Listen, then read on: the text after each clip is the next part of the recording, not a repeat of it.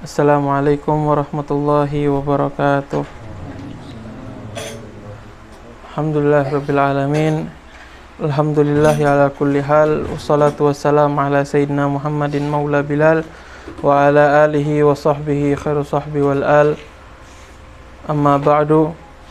Rabbi shrah li sadri wa yassir li amri wahlul 'uqdatam min lisani yafqahu qawli. Allahumma aftah alaina futuhal arifin wa faqihna fid din wa 'allimna ta'wil wa yahdina ila sawa'is sabil. Amin amin ya rabbal alamin. Alhamdulillah, kita melanjutkan kajian kita dengan kitab Nasaihud Diniyah, yang mana minggu kemarin kita sudah membahas tentang wasiat dan nasihat dari Imam Al-Haddad, ya, tentang bagaimana kita harus menjaga keislaman kita, menjauhi maksiat, ya, selalu menjaga perbuatan taat, ya, supaya kita terhindar dari meninggal di luar agama Islam atau meninggal dalam keadaan su'ul khatimah. Dan juga beliau selalu mewasiatkan kepada kita untuk senantiasa meminta kepada Allah untuk mendapatkan husnul khatimah. Kita lanjutkan. Qala Syekhul Muallif rahimallahu taala wa nafa'na bihi wa bi ulumihi wa nafahatihi wa asrarihi wa anwarihi fid dharain amin ila an qala wa alaika an la tazalu khaifan wajilan min su'il khatimah, ya. Kata beliau, hendaklah kalian selalu takut, ya, selalu ketakutan akan su'il khatimah, ya, mati dalam keadaan yang buruk, mati dalam keadaan yang, ya, terhina. Fa innallaha muqallibal qulub, karena muqallibul qulub, karena sesungguhnya Allah Subhanahu wa taala itu maha membolak-balikan hati, ya. Yahdi man yasha wa yudhillu man yasha. Allah akan memberi hidayah bagi siapa yang Allah kehendaki, dan Allah juga bisa memberikan kesesatan bagi orang yang Allah kehendaki. Wa fil hadis sahih, dalam sebuah hadis yang sahih, walladzi la ilaha ghairuh, Nabi Muhammad sallallahu alaihi wasallam di sini bersumpah, demi Allah yang tidak ada Tuhan selainnya, inna ahadakum, sesungguhnya seseorang di antara kalian, la ya'malu bi amali ahlil jannah, akan beramal sebagaimana amalnya ahli surga, ya. Dia mentaati seluruh apa yang Allah perintahkan, dia menjauhi seluruh apa yang Allah larang. Hatta ma yakuna bainahu wa bainaha illa dhira', sampai jarak antara si fulan yang mengerjakan pekerjaan sebagaimana ahli surga ini, jaraknya dia antara dia dengan surga itu hanya tidak sampai satu hasta, ya. Satu hasta itu segini, ya, kurang lebih, ya, segitulah kurang lebih. Fayasbiqu alaihil kitab, akan tetapi ketetapan yang telah Allah tetapkan baginya, yang telah Allah tulis, ya, untuknya itu berbeda. Fayamalu bi amali ahlin nari fayadkhuluha, kemudian dia beramal, dia melakukan perbuatannya ahli neraka, maka dia memasukinya. Padahal tadi cuman kurang, ya, paling satu langkah sudah masuk surga. Tetapi apa yang ditetapkan oleh Allah berbeda, maka dia masuk neraka. Wa inna ahadakum, akan tetapi ada juga sebagian dari kalian, la ya'malu bi amali ahlin nari, dia akan beramal sebagaimana amalnya ahli neraka, ya, penduduk neraka. Segala perintahnya Allah ditinggalkan, larangannya Allah semuanya dikerjakan. Hatta ma yakuna bainahu wa bainaha illa dhira', sampai jaraknya si fulan ini dengan neraka itu tinggal satu langkah lagi itu. Fayasbiqu alaihil kitab, akan tetapi kehendaknya Allah berbeda. Apa yang Allah kehendaki untuknya itu berbeda.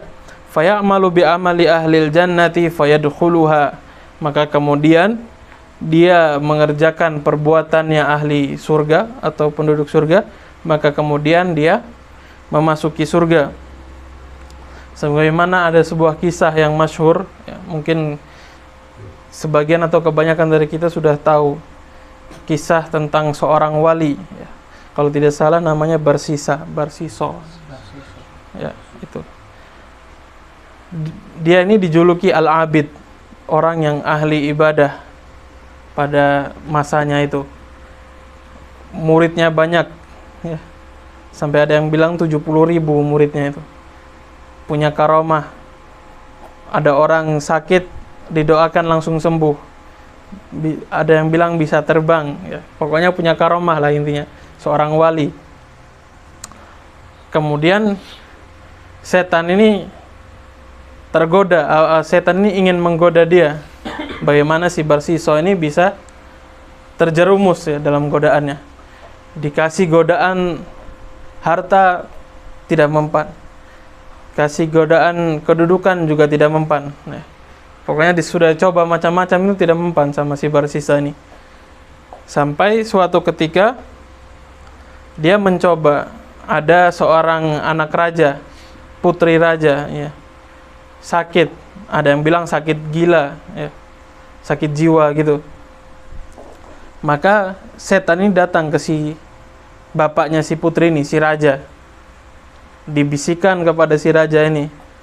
Ini putri ini sudah dibawa kemana-mana, ke dokter tidak sembuh, ke tabib-tabib, ke dukun pesulap merah juga tidak mempan, Gus Samsudin tidak mempan juga. Akhirnya sama setan ini dibisikkanlah, wahai raja, kenapa tidak coba di ini, si wali ini, coba minta doakan kepada dia, minta air doa gitu kan. Maka kemudian raja mulai tergoda. Akhirnya dibawalah anaknya ini ke pondoknya si Barsiso ini. Pondoknya ini katanya di tengah hutan gitu, sepi. Dibawalah si anak perempuannya ini ke pondoknya Barsisa, kemudian diminta didoakan. Awalnya Barsisa menolak. Sudah didoakan, maksudnya sudah habis doa pulang, tapi raja tidak mau. Suruh nginap di tempatnya Barsisa itu sampai putrinya itu bisa sembuh. Akhirnya ala kulihal si putrinya ini nginap di tempatnya Barsisa. Kemudian berlanjutlah hari demi hari, Barsisa berzikir, ya, lagi ibadah, perempuan ini lewat. Astagfirullah, ya. Pertama astagfirullah. Lama kelamaan astagfirullah tapi sambil lihat gini. Astagfirullah, itu kan anaknya putri raja, pasti pakaiannya ya kayak gitu. Lama kelamaan, singkat cerita, akhirnya tergodalah dia si Barsiso ini. Kemudian dia zinai si anaknya raja ini. Sudah terjadi perzinahan itu, kemudian mulailah setan ini gerilya, nah, itu. Dia ganggulah ini Barsisa ini. Dia hasut-hasutkan, dia kasih bisikan-bisikan. Nah, lihat sudah Barsisa, sudah kau zina ini anak raja, sebentar lagi pasti dia hamil. Kemudian orang-orang pasti tahu perbuatanmu ini, kau hamili anaknya raja. Barsisa pun tambah panik akhirnya. Terus dia tanya, terus aku ini harus gimana? Tambah lagi si setan ini kasih bisikan-bisikan, sudah bunuh sajalah. Akhirnya dibunuhlah ini anaknya putri raja ini tadi. Seorang wali soleh sudah melakukan perzinahan, kemudian dia melakukan pembunuhan kepada si anaknya raja ini. Akhirnya dia tambah bingung lagi. Ini terus gimana, sudah mati nih, mayatnya gimana? Akhirnya dikubur sendiri sama dia di belakang pondok gitu. Akhirnya si iblis kembali lagi ke si raja. Dia bisikan ke si raja ini, raja, tidakkah engkau rindu kepada anakmu yang sakit kemarin dititipkan ke pondoknya si wali ini? Kemudian raja sudah akhirnya merasa ingin melihat anaknya kan. Datanglah si raja ini ke pondoknya Barsiso ini. Akhirnya ditanyakan kepada Barsisa, anakku mana? Aku rindu, sudah mau ketemu gini. Sembuh tidak? Barsiso nangis. pura-pura nangis ya. Maaf raja, ini anakmu sudah tidak tertolong, tidak bisa terselamatkan, sudah meninggal. Wah, raja nangis. Ya sudah ya syekh, ya wali, ya abid, di mana jasadnya biar aku bawa pulang. Sama raja mau diambil jasadnya, mau dibawa pulang. Tambah bingung ini Barsisa. Barsisa bilang, sudah aku kubur. Kubur di mana? Dibongkar kuburannya. Dilihat ternyata pembunuhan ya.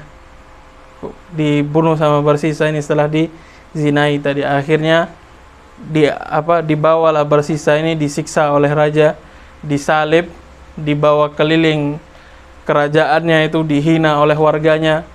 Akhirnya dia sudah terkenal ya, gara-gara menzinai putri raja tadi.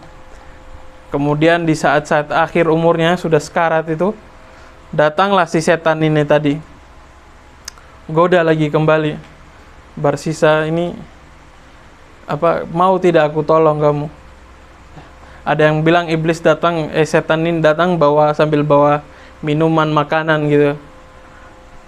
Kalau mau aku tolong, tapi syaratnya satu, sembah aku, katanya si setan ini. Barsisa bilang, gimana aku mau sembah, aku kan lagi disalib ini, tidak bisa sujud, tidak bisa menyembah. Si setan bilang, cukup kasih isyarat, menunduk atau gimana. Akhirnya begitu dia ngasih isyarat bahwa dia menyembah setan, dicabut nyawanya oleh Allah Subhanahu wa taala. Itu kisah masyhur pada zaman dahulu, bagaimana seorang wali loh ini, bukan orang biasa, sampai bisa berubah 360 derajat jadi kafir ya, sampai mengkafiri Allah Subhanahu wa taala. Semoga kita semua dijauhkan dari su'ul khatimah, apalagi mati dalam keadaan di luar agama Islam. Kemudian beliau melanjutkan di dalam hadis tadi itu, hadis tentang bagaimana seorang yang ahli surga bisa saja masuk neraka, yang ahli perbuatan ahli neraka tapi bisa saja masuk surga tadi. Fihi, kata Al-Habib Abdullah bin Alawi Al-Haddad, ghayatut takhwifi li ahli taqwa wal istiqamah ya. Hadis ini membuat orang-orang soleh yang ahli takwa, yang mempunyai ketakwaan yang tinggi, yang mau istiqamah dalam mengerjakan perbuatan-perbuatan baik di jalan Allah, itu ketakutan ya ketika mendengar hadis ini. Karena bisa saja mereka itu terjerumus ya kan, sudah susah-susah istiqomah, meninggalnya masuk neraka, makanya mereka takut.